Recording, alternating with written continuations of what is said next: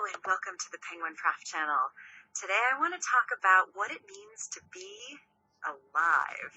There's going to be some really cool stories here about cells and how cells are the functional unit of life, kind of how we came to find that out.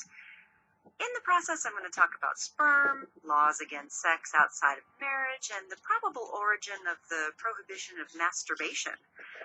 That's kind of some interesting topics, so let's get right to it. Some things are very clearly alive, but you may not have given a whole lot of thought to where these ideas about what is alive and what is not alive come from. How did we come to know that the penguins are alive but the ice isn't? I had to throw some pandas in there because they're also black and white, so they're cool. You know, when you look at something like this, I mean, is this alive? Because most people, when they see them, they think they're stones. And in fact, they are alive, and we call them living stones. More properly, they're called lithops. They are native to Namibia and South Africa. But you can see that it starts to get a little confusing. And what about when you look at soil? I mean, soil doesn't at first glance appear to be alive, but if you have even a small hand lens, you're going to find lots of living stuff in there, like this planarian. So, as it turns out, the closer biologists could look at things, the more alive things they found. But it still made it very difficult to determine, what makes something alive and where do live things come from? And are alive things fundamentally different in some way than non-alive things? And the discussion of what is alive goes way, way back, but certainly some of the earliest writings come from Aristotle on this topic. Of course, he wrote about a lot of stuff. Greek philosopher who divided everything into two groups: the mineral kingdom, or things that were not alive, and the animal-vegetable kingdom, which obviously were alive. He also purported the idea of spontaneous generation, which states that alive things could come from non-living things. Most famously, that mice could come from grain or bales of hay, because that's what people saw. People saw mice coming out of hay and grain, and they must have thought, well, that's where they must come from. People observed that flies would come from rotting meat. So that was, kind of the idea, and Aristotle was a big fan of this. You got to cut him some slack. I mean, he studied everything, physics and metaphysics and poetry and music and linguistics and politics and government. So, cut him some slack on this one, He was allowed to get some stuff wrong. Vitalism was very popular back in the day, and this was the belief that the reason why living things are alive is because they had this magic element or a vital spark, which is what made them living. So there was this spark of life and sort of poof, you were alive. Biologists were a big fan of this. Even chemists were fans of this. Jöns Jacob Berzelius. Oh, thank you. Said it was all about this vital force, that basically this was the difference between organic compounds and inorganic compounds. And he said, as all chemists did back in the day, that organic compounds just could not be synthesized from inorganic compounds. The first compound microscope was actually called, by its inventor, an occhiolino, which is Italian for little eye. This was back in 1609. Who was responsible for that? Can you believe it? It was Galileo Galilei.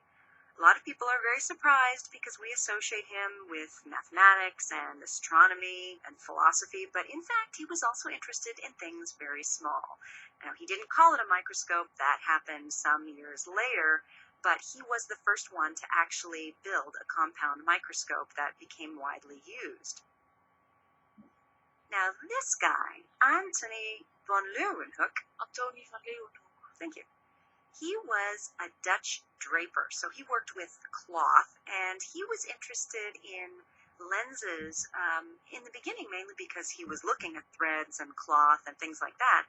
And he started making hand lenses, and he started making devices to hold the lenses, and he actually made some pretty amazing microscopes. And he started to look at other things other than cloth, and he became actually quite renowned for this. And in 1667, the Royal Society of London said, hey, would you use some of these microscopes of yours and take a look at some seamen? So, I mean, what an invitation, as you might imagine. So, he gets some bubbly and called over his wife, Cornelia, and there you go. He jumps out of bed, and, you can only imagine what Cornelia must have been thinking at this point. But anyway, in his words, 6 beats of the pulse after I ejaculated, he says, he was putting his semen into a capillary tube where he saw a vast number of wriggling animalcules, rounded and with a long, thin tail. And he probably was seeing at about 275x, so probably something that looks like this. And he said they moved like swimming eels. And of course, this is what a much better view of human sperm, magnified 1,000 times. Now, this is much greater magnification than what Leeuwenhoek had.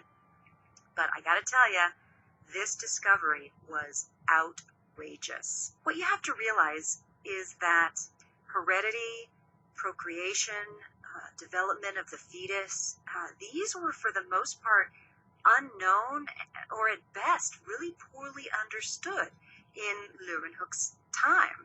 And all of a sudden there were all of these questions, because he thought, well, what if the man is the source of all life? And he proposed that every sperm contained a human being. And if that's true, then what about God? And what about, I don't know, let's call them all those lost souls, of the sperm that, aren't used for procreation? Maybe this is where all the rules against masturbation came from. I mean, that would make sense. I mean, they're souls, for goodness sake. And the idea that, sex is reserved not only for marriage, but for procreative functions only. The idea that man was the seed and woman was the incubator became very widely believed. And actually, the drawing of the homunculus, look at this, an entire human fetus drawn inside a sperm. The drawing is actually quite good, and if you look at fetal skulls, you see the accuracy of it. You see the fontanelle there at the top of the head, and so forth. But this became a very, very popular idea. So people start thinking about life in a completely new way. Someone else who was looking at all things small was an English scientist who studied all kinds of stuff in physics and chemistry and biology. He wrote a book, Micrographia, which took off in 1665, and he gets credit for using the term cell for the first time in 1665. This comes from a Latin root, cella, meaning small room. We have in Latin the verb cellare, we have it in Italian too, which means to hide or conceal. And he says that he used the word cella or cell because these little boxes, which he thought were cells but are actually cell walls in cork, they reminded him of the cells that monks live in a monastery. Meanwhile, while biologists were looking at living things with more and more magnification, the chemists were hard at work too. And in 1828, there was a breakthrough. And for the first time, a molecule found in living organisms was made in the lab, and that was urea. This was done by a German chemist named Friedrich Wöhler. Thank you. And what he did was he treated silver isocyanate with ammonium chloride. This was the first time that an organic molecule was synthesized in the lab. So that was a really big deal. And in fact, this is considered the birth of organic chemistry. Wöhler actually wrote to Berzelius, the Swedish chemist who was the big fan of vitalism, and said, I must tell you that I can make urea without the use of kidneys, either man or dog. This was really the final blow to vitalism. And like I said, the birth of organic chemistry. So those of you that love OChem, you can probably safely call Wöhler Dad. Adding to what the chemists were doing, there were 3 figures that came onto the scene and are responsible for cell theory. Schleiden was a German botanist, Schwann was a German zoologist, and Virchow was a German physician. And collectively, they came up with one of the foundation principles of biology. And the cell theory looks like this. All living things or organisms are made of cells and their products. Cells are the basic building units of life, and cells come from pre-existing cells. That last one was possibly plagiarized, but moving on. Modern cell theory incorporates those ideas as well as a few more. All metabolism and biochemistry occurs within cells. Cells contain hereditary information which is passed on during cell division, and all cells are essentially the same in terms of chemical composition in organisms of similar species. Now, it turns out that as microscopes get better and better, we get more and more understanding of the nature of cells and of life itself. So if you go to a place like the White Cliffs of Dover, at first this may not appear to be anything biological, but in fact, if you have a microscope powerful enough, you see that most of the white material, which is actually calcium carbonate, comes from these little guys. Coccolithophores are in the group of nanoplankton. They're extremely small plankton. They're not really visible as anything other than a smudge under a light microscope. And you notice the scale bar here is 2 microns. That's unbelievably small, but you can see them with electron microscopes. So again, the smaller we go, the more amazing things we find.